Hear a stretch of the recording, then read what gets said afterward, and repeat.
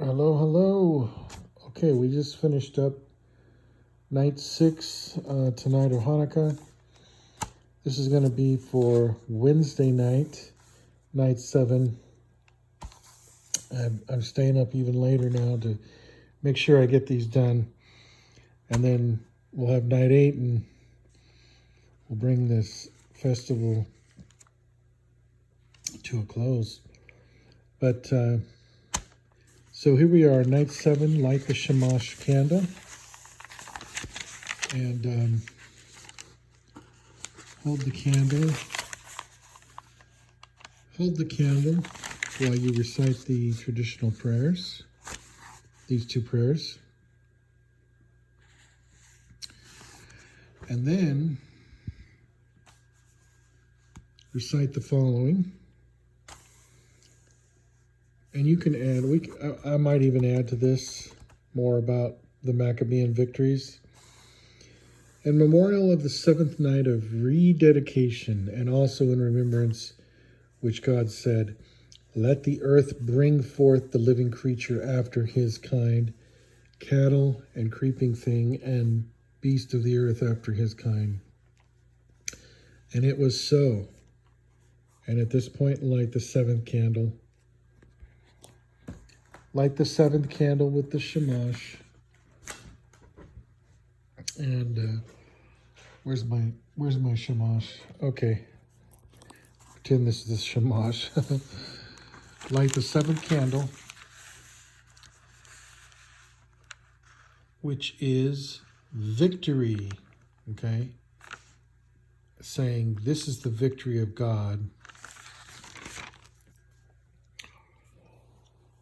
in which the land brings forth life, for it is the marriage between heaven and earth, which begets life from the land. Then light the sixth candle, and say victory. Victory follows beauty. And beauty is the perfect balance between might, light the candle for might, and mercy, light the candle for mercy. Mercy follows knowledge, light the candle for knowledge. Knowledge follows understanding, and understanding flows from wisdom. And then replace the shamash. Okay. And now listen to a hymn. Listen to a traditional Hanukkah hymn. Or sing worship songs. Then we have your reading, which is 2nd Maccabees, chapter 2, 15 through 48.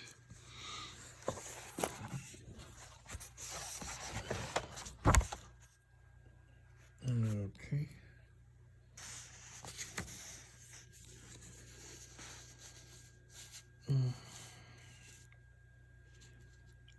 The king's officers who were enforcing apostasy came to the town of Modin to see that the sacrifice was offered.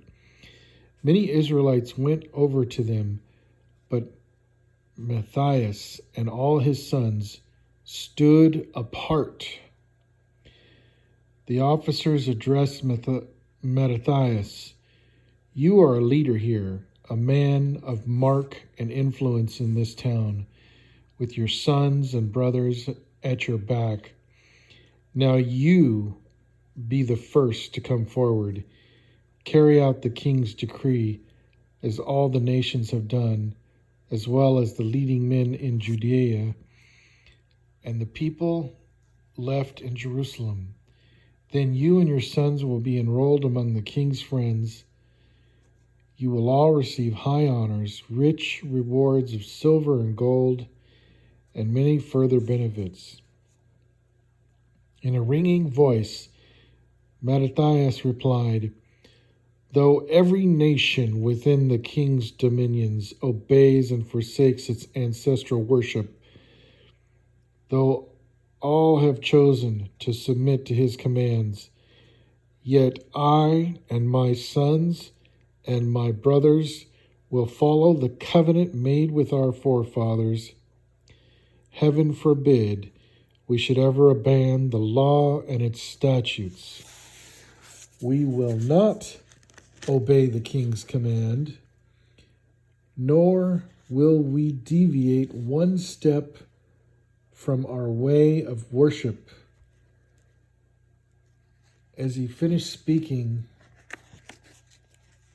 let me see, is this, through 15 through 48. Okay. As he finished speaking, a Jew came forward in full view to offer sacrifice on the pagan altar at Modin in obedience to the royal decree. The sight aroused the zeal of Mattathias, and shaking with passion and in a fury of righteous anger, he rushed forward and cut him down on the very altar. At the same time, he killed the officer sent by their king to enforce sacrifice and demolished the pagan altar. So Mattathias showed his fervent zeal for the law, as Phinehas had done when he killed Zimri, son of Salu.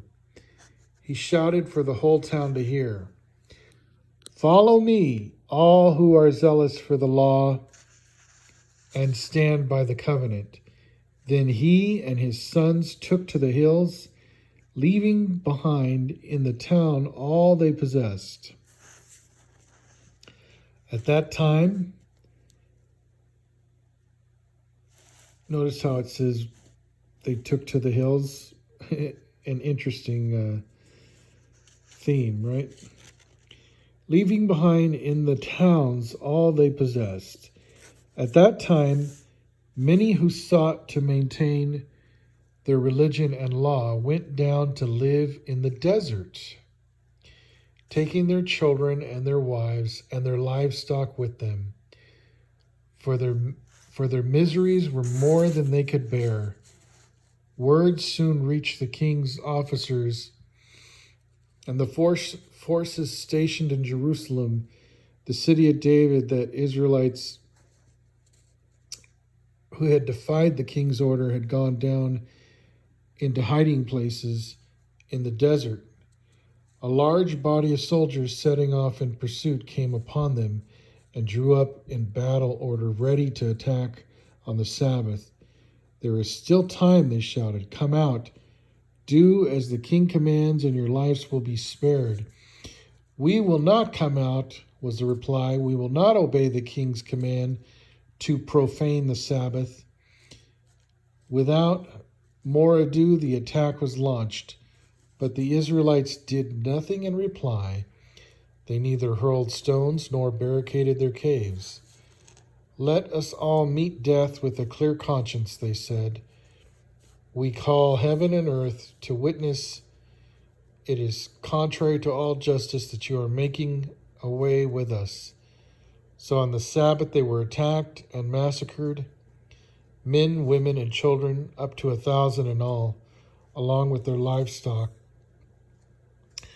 When Mattathias and his friends learnt of it, their grief was very great, and they said to one another, "If we all do as our brothers have done, and refuse to fight the Gentiles in defense of our lives as well as our laws and customs, then they will soon wipe us off the face of the earth." That day, the decision was taken that if anyone came to fight against them on the Sabbath, they would fight back rather than all perish as their brothers in the caves had done. They were joined at that time by a group of Hasidians, stalwarts of Israel, every one of them a volunteer in the cause of the law. and all who were refugees from the troubles came to swell their numbers and add to their strength. Now that they had an organized force, they turned the fierceness of their wrath on the guilty men and renegades. Those who escaped their onslaught took refuge with the Gentiles. Mattathias and his friends swept through the country, demolishing the pagan altars and forcibly circumcising all of the uncircumcised boys found within the frontiers of Israel.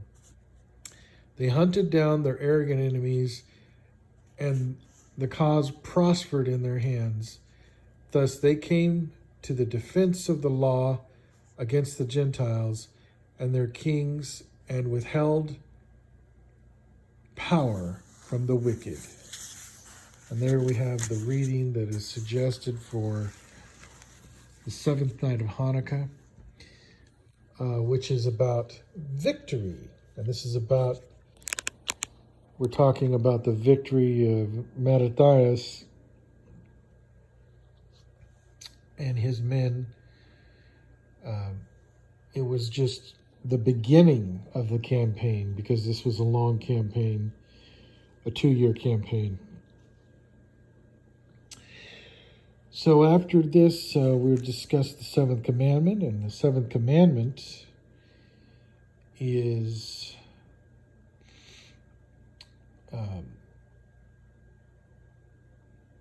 you shall not commit adultery. And how does that relate to victory?